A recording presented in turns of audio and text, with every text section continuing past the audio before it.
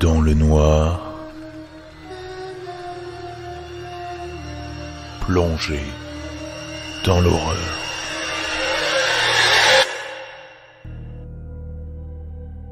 Une autre chose, Harry.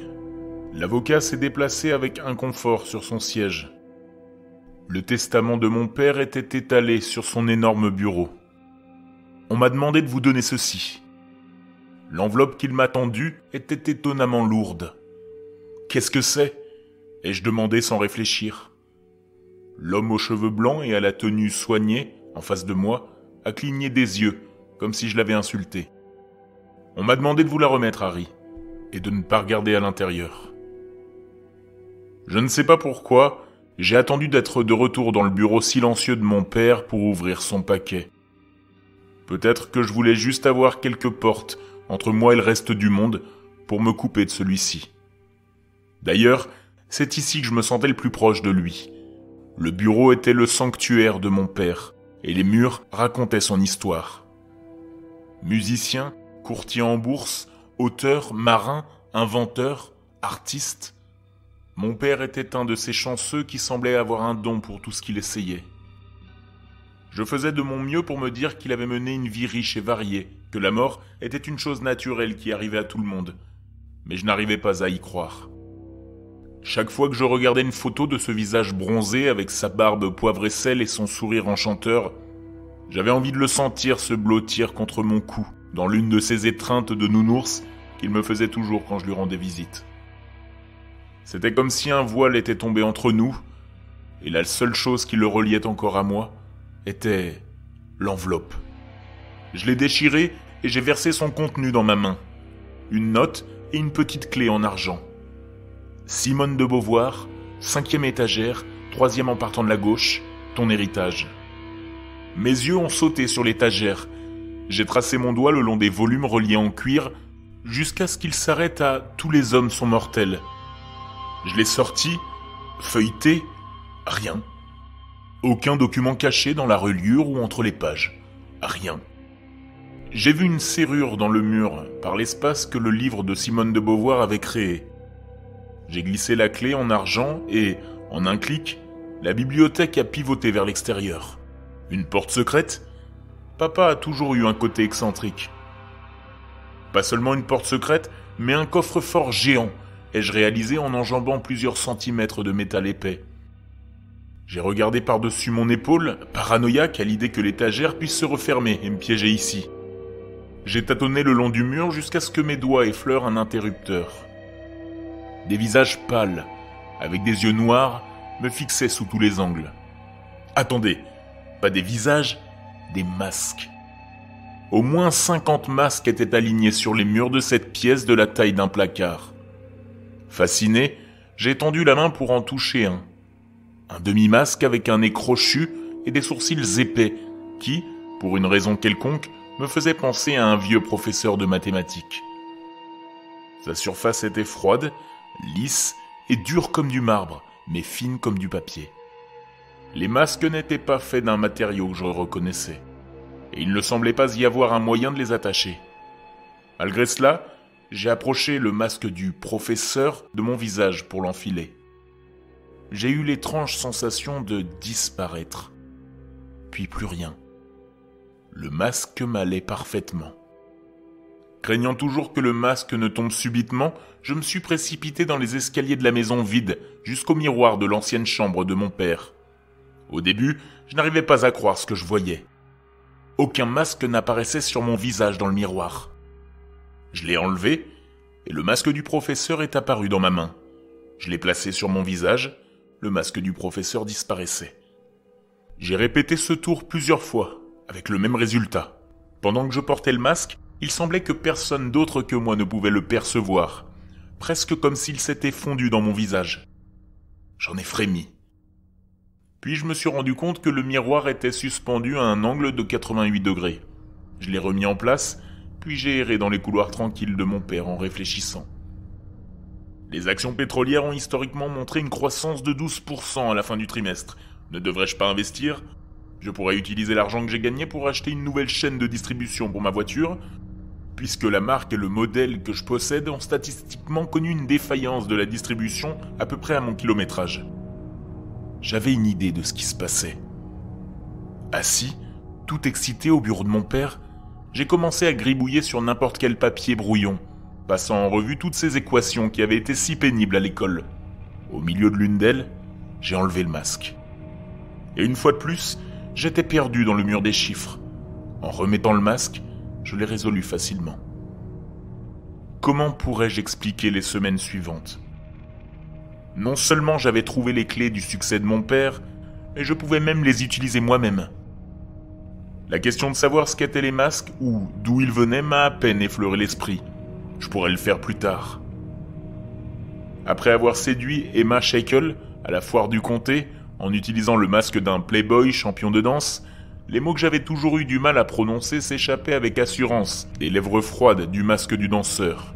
Mes pieds glissaient sans effort sur le sol poli, et pour la première fois, je comprenais pourquoi les professionnels décrivent le tango comme une marche sur l'air. Je sentais la présence du danseur sur mon visage, mais je savais que c'était mes yeux qu'Emma fixait, complètement éprise. Ce rictus et cette envie de laisser mes mains se balader étaient-ils les miens ou ceux du danseur ? Je ne saurais le dire. Je me serais penché sur le mystère à ce moment-là, j'en suis sûr. Sauf que j'ai trouvé le masque joufflu et bon enfant de l'homme à tout faire, et mon appartement de location à l'université était en pagaille. J'avais toujours voulu faire ma propre plomberie, et c'était si simple après tout. Insérer le tuyau A dans la fente B, rien de plus. Pourquoi ne l'avais-je pas vu plus tôt ? Après une longue journée à colmater des fuites, à raccrocher des portes coincées et à calfeutrer des courants d'air, j'ai échangé le bricoleur contre le chef cuisinier, perfectionniste à l'esprit vif. 1 heure plus tard, j'ai dégusté un bon repas de 3 plats, accompagné d'un verre de vin. Grâce au chef, je pouvais enfin apprécier ses notes délicates et ses qualités les plus fines. La curiosité a pris le dessus sur moi. Non pas la curiosité de connaître la vérité sur les masques, mais plutôt la curiosité de les essayer tous. Au cours des quelques mois qui ont suivi mon accès aux masques, ma vie s'est améliorée de façon spectaculaire. J'avais l'impression que le monde était au bout de mes doigts, et je n'avais essayé que les 15 premiers. Je me demandais quelles autres capacités j'allais bientôt trouver à ma disposition. Pour autant que je puisse en juger, chaque masque était unique. La seule chose qu'ils avaient en commun était l'étrange matériau dans lequel ils étaient fabriqués. Les subtilités de leurs traits semblaient parfois me parler, révélant leur pouvoir. Emma avait insisté pour se marier, mais j'en avais marre de ces fantasmes d'écolier. J'étais allé à New York, Tokyo, Paris. J'avais connu une meilleure sorte de femme. Le genre qui comprend que le mariage n'a rien à voir avec quelque chose d'aussi pathétique que l'amour. Je ne saurais dire si l'idée d'épouser une fille modeste de ma ville me faisait honte ou me faisait fuir. Mais c'était la même chose pour moi. Jusqu'à ce qu'Emma demande à ses frères de me parler. Je ne pouvais pas supporter la vue de ces ploucs arrogants sur le perron de mon propre père. J'ai dû utiliser le masque du chasseur pour les repousser. Et je suppose que j'ai fait plus de mal que ce qui était strictement nécessaire. 2 frères ont été hospitalisés, et l'un d'eux est resté dans le coma jusqu'à la fin de sa courte vie.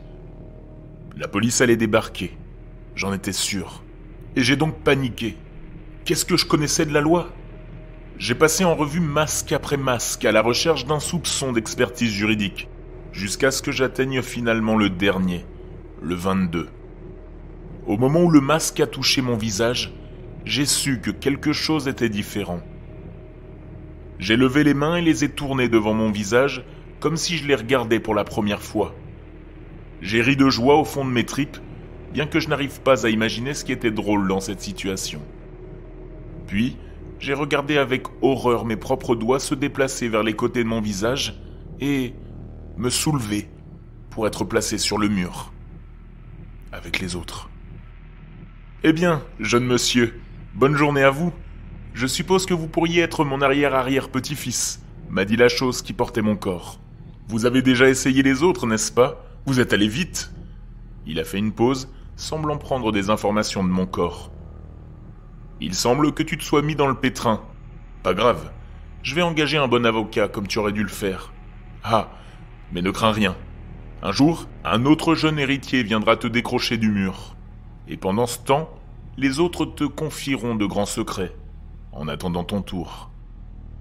J'ai regardé mon propre corps s'éloigner pour vaquer aux occupations de mon arrière-arrière-grand-père. Si l'on en croit les bruits provenant du reste de la maison, il avait l'air d'apprécier de retrouver sa jeunesse. Bien sûr, ce n'était pas que du plaisir. Il y a eu ces aveugles qu'il a engagés pour l'aider à déterrer le cercueil de mon père, et le rituel macabre qu'il a accompli pour accrocher le visage de papa sur le mur, à côté du mien. Puis, il y a eu la façon dont j'ai regardé mon propre corps tuer ces 4 ouvriers aveugles pour préserver le secret de notre famille. De temps en temps, un individu extrêmement talentueux était amené à rejoindre les autres masques, ceux qui étaient en dehors de la famille, utilisés uniquement pour leur talent. Au début, ces sacrifices me rendaient malade, mais je les attendais quand même avec impatience. La lumière, les visages brillants et innocents, l'éclaboussure soudaine de rouge, si brillante que même Dieu ne pourrait pas en faire une couleur si intense. Tout était mieux que l'obscurité et les chuchotements des autres masques. Il semble que mon arrière-petit-fils, ou plutôt l'arrière-petit-fils du corps dont j'ai perdu le contrôle à l'âge de 21 ans, soit encore plus prodigue que moi. Il a brûlé tous les masques à l'âge de 16 ans. Et c'est par pur hasard qu'il m'a décroché du mur quand il a eu le besoin d'un visage capable de réparer son téléphone. Il m'a choisi au milieu de tous les masques. Peu importe.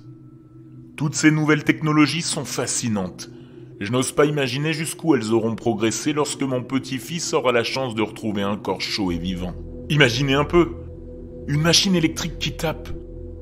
Tout le savoir de l'humanité au bout des doigts. J'aimerais que mon père puisse voir cela. Mais pas assez pour échanger ma place avec lui sur le mur.